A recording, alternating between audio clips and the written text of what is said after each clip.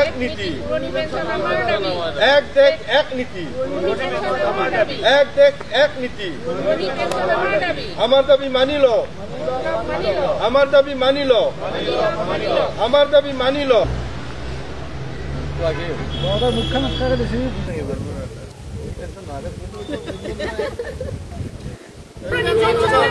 এক দেশ এক নীতি, এক দেশ এক নীতি, এক দেশ এক নীতি, এক দেশ এক নীতি।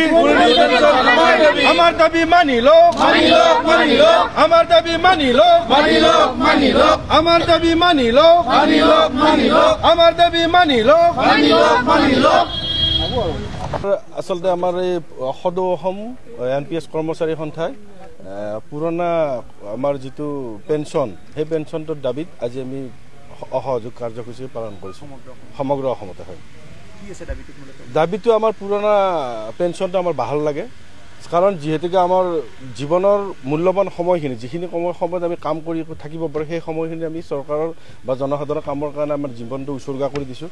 কিন্তু যেতিয়া আমি বৃদ্ধ হ'ম, 60 বছৰ যেতিয়া আমাৰ বয়স, তেতিয়া আমাৰ কাম কৰাৰ কোনো শাৰীৰিক ক্ষমতা নাথাকিব, তেতিয়া আমি আমাৰ পিছৰ জীৱনটো সুৰক্ষা কৰাৰ কাৰণে আজিৰ আমাৰ পুৰণা পেঞ্চনটো বাহাল ৰখাৰ কাৰণে চৰকাৰৰ ওচৰত দাবী জনাইছোঁ। সমগ্ৰ অসমতে কাৰ্যসূচী চলি আছে। হয়তো ওপৰৰ তেখেতসকলে সিদ্ধান্ত মৰ্মে নিশ্চয় কিবা এটা ইয়াতকৈ জংগী আন্দোলন কাৰ্যসূচী নিশ্চয় চলাব। এইটো তেখেতক বিনম্ৰভাৱে অনুৰোধ জনাইছোঁ, আমাৰ যাতে ভৱিষ্যতটো পুৰণা আমাৰ যিটো বৃদ্ধ বয়সৰ যিখিনি সময় আমি সুন্দৰভাৱে পালন কৰা, উদযাপন কৰাৰ কাৰণে যিখিনি আমাক আৰ্থিকভাৱে আমাৰ যিটো প্ৰয়োজন হয় নিৰাপত্তা, সেই নিৰাপত্তাটো বিচাৰি তেখেতসকলক পুৰণা পেঞ্চনটো দাবী কৰি তেখেতৰ ওচৰত অনুৰোধ জনাইছোঁ, যাতে আমাৰ বিবেচনা কৰি আমাৰ এই কৰ্মচাৰী সন্থাৰ, আমাৰ কৰ্মচাৰীসকলৰ যাতে ভৱিষ্যতটো মানে সুৰক্ষিত হয়, তাৰ কাৰণে পুনৰবাৰ আমি